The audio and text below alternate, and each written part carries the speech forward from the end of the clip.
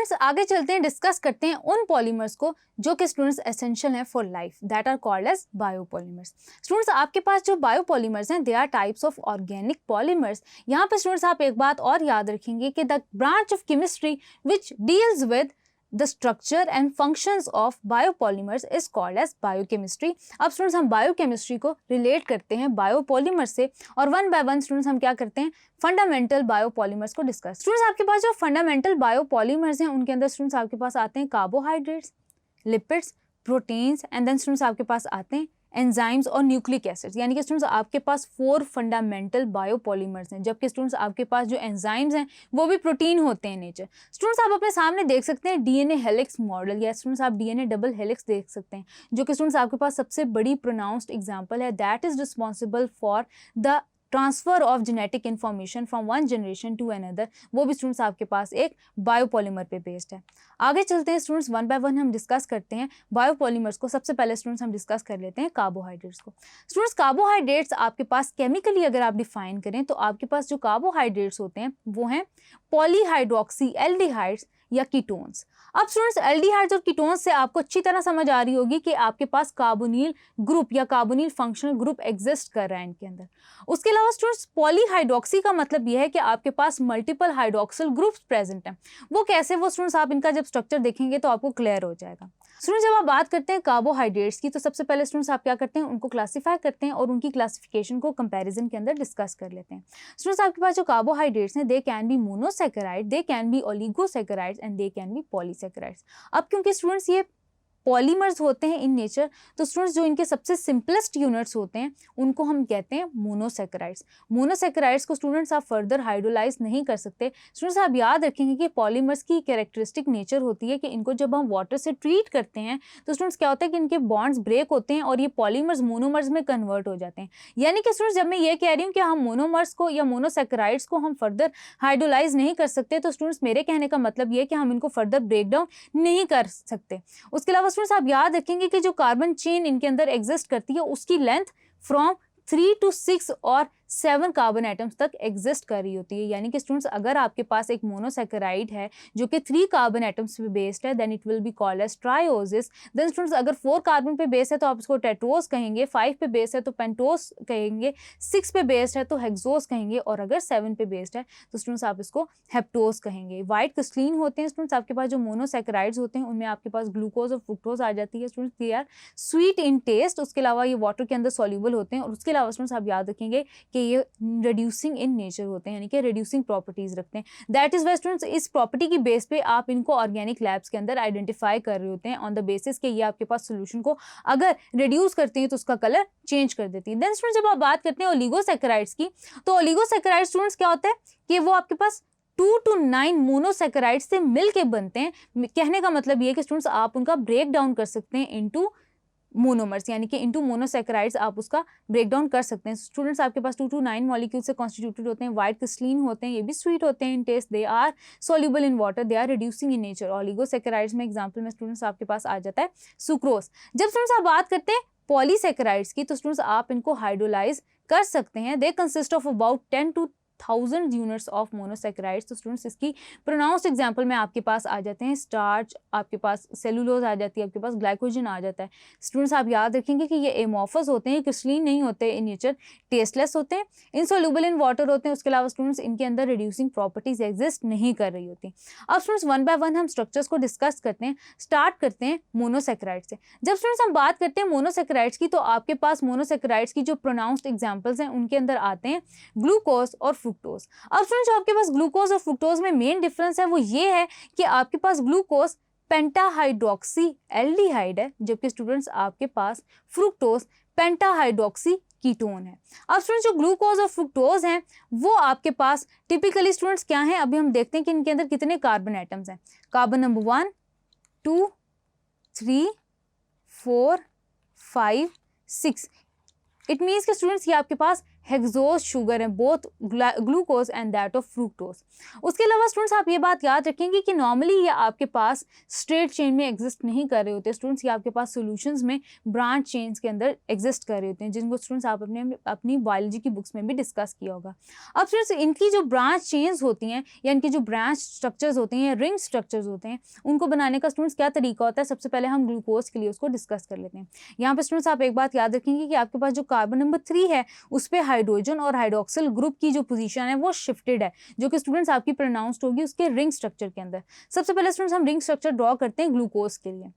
अब स्टूडेंट्स होता क्या है कि हम केमिस्ट्री की टर्म्स में इसको डिस्कस करेंगे। वो कैसे कि आपके पास स्टूडेंट्स ये सबसे लास्ट कार्बन है और यहाँ पे आपके पास हम लिख देते हैं कार्बन नंबर 1, जिसके पास स्टूडेंट्स क्या है कि आपके पास कार्बोनिल ग्रुप अटैच्ड है और यहाँ पे हम हाइड्रोजन को मेंशन कर देंगे।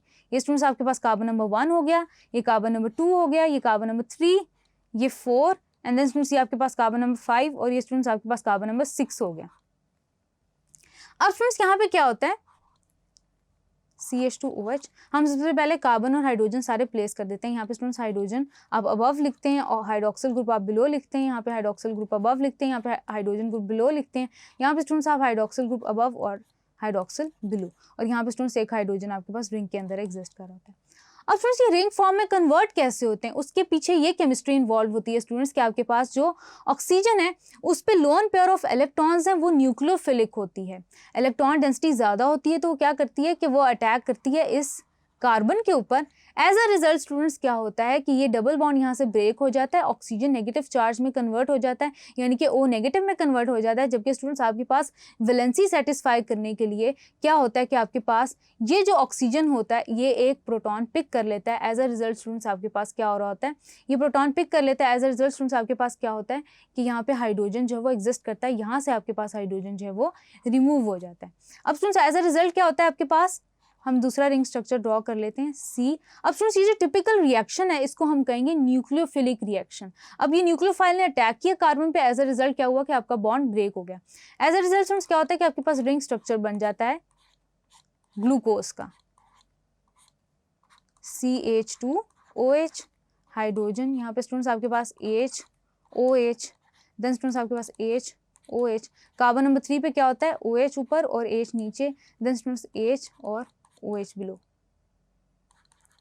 अब स्टूडेंट्स यहाँ पे क्या होता है कि अगर हाइड्रोजन ऊपर है और आपके पास हाइड्रोक्सिल ग्रुप कार्बन नंबर 1 पे बिलो है तो स्टूडेंट्स ये आपके पास होगा अल्फा डी ग्लूकोज। अब स्टूडेंट्स इसको डी ग्लूकोज हम इसलिए कहते हैं क्योंकि ये आपके पास प्लेन और पोलराइज्ड लाइट को राइट साइड पे रोटेट कर देता है। अगर स्टूडेंट्स यहाँ पे मैं ये कहती हूँ कि आपके पास हाइड्रोक्सिल ग्रुप ऊपर जबकि हाइड्रोजन आपके पास बिलो है तो स्टूडेंट्स इसका मतलब है कि मैं बात कर रही हूँ बीटा डी ग्लूकोज के बारे में।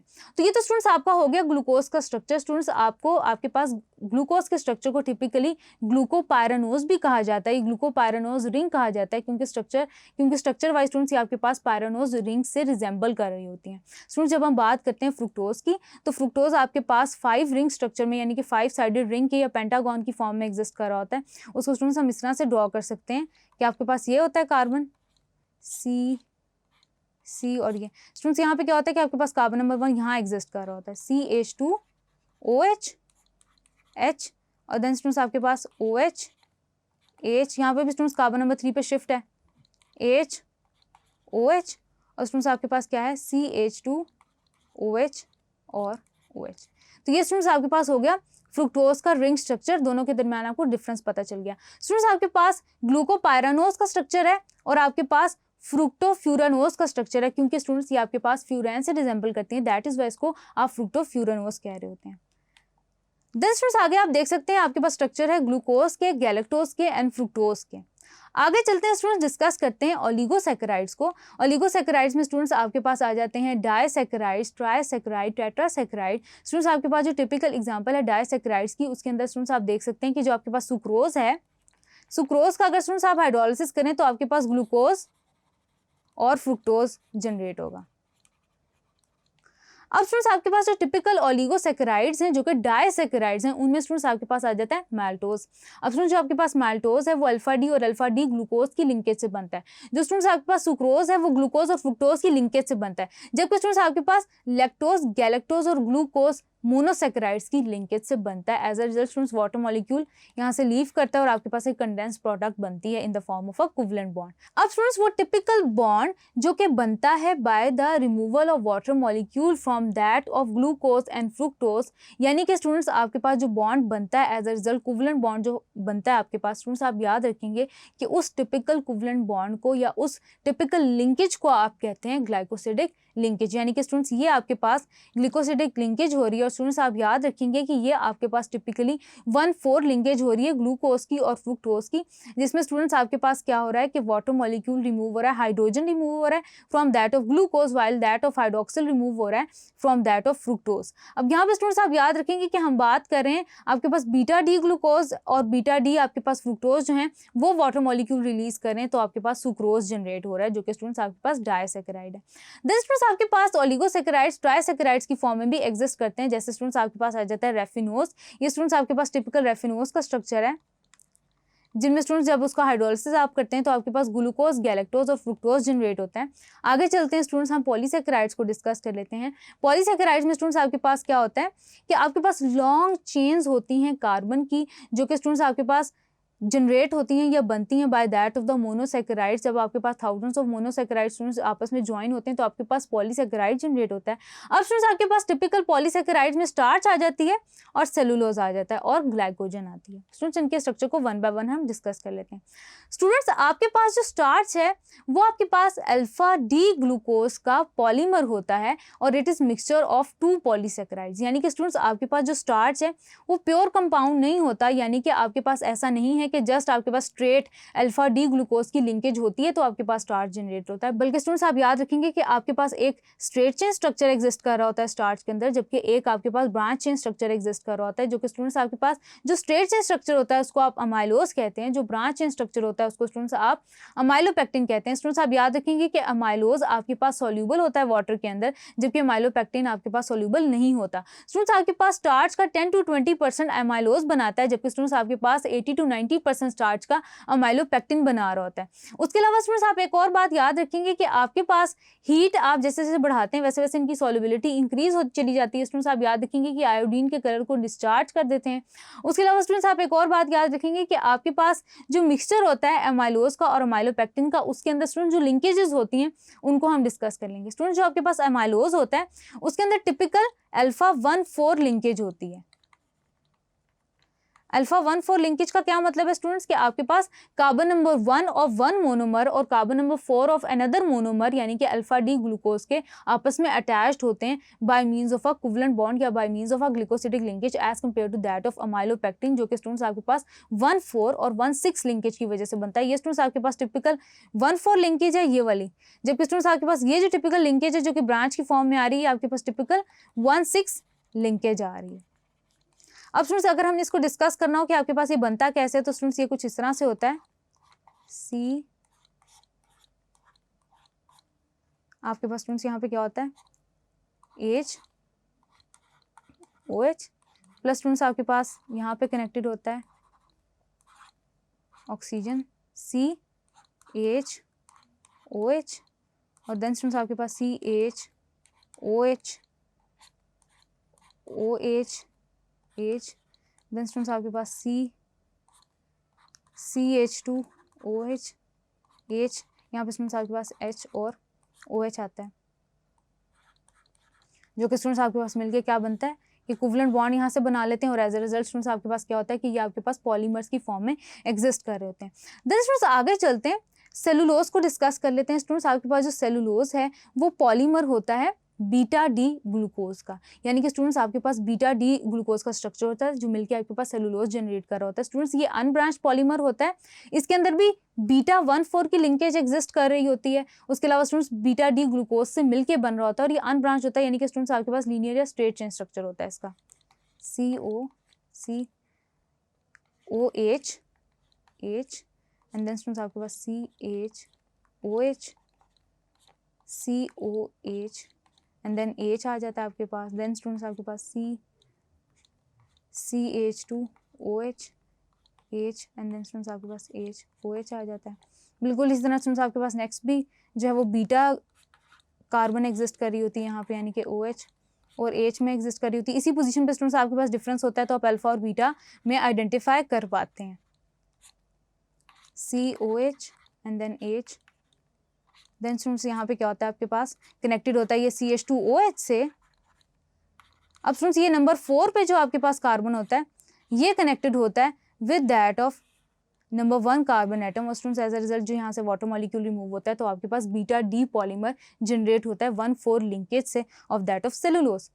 देन स्टूडेंट्स हम आगे चलते हैं, आप देख सकते हैं कि आपके पास लिंकेज कैसे है इसके अराउंड। देन स्टूडेंट्स आपके पास ग्लाइकोजन आता है। ग्लाइकोजन स्टूडेंट्स आपके पास मेन स्टोरेज पॉलीसेकेराइड है। ये स्टूडेंट्स आपके पास एनिमल स्टार्च कहलाती है। ये स्टूडेंट्स आपके पास लिवर के अंदर और मसल्स के अंदर स्टोर्ड होती है। उसके अलावा ये अमाइलोपेक्टिन से रिजेंबल कर रही होती है। स्टूडेंट्स ये कैसे ब्रांच होती है उसको आप देख सकते हैं। और लेकिन स्टूडेंट्स आप ये बात याद रखेंगे कि जो आपके पास ह्यूमन ग्लाइकोजन आती है वो ज़्यादा ब्रांच्ड होती है as compare to that of आपके पास के किसी प्लांट के अंदर ग्लाइकोजन एग्जिस्ट कर रही हो। देन स्टूडेंट्स आप सोर्सेज ऑफ कार्बोहाइड्रेट देख सकते हैं जिनमें आपके साथ कार्ब्स आ जाती हैं, आपके पास पोटैटोज आ जाते हैं, वेजिटेबल आ जाती है, मिल्क और कॉर्न आ जाती है, आपके पास कॉटन आ जाती है। देन स्टूडेंट्स आपके पास यूजेस क्या होते हैं कार्बोहाइड्रेट्स के, ये स्टूडेंट्स आप शुगर इंडस्ट्री में यूज़ कर रहे होते हैं। ग्लाइकोजन स्टूडेंट्स आपके पास एनर्जी रिजर्वायर के तौर पर एक्ट कर रहा होता है आपके लिवर और मसल्स के अंदर। डेक्स्ट्रिन आपके पास जनरेट हो रही होती है, वुड का पार्ट होता है, सेलुलोज जनरेट हो रहा होता है। इससे आगे चलते हैं स्टूडेंट्स, डिस्कस करते हैं थॉरली प्रोटीन्स को। Thank you.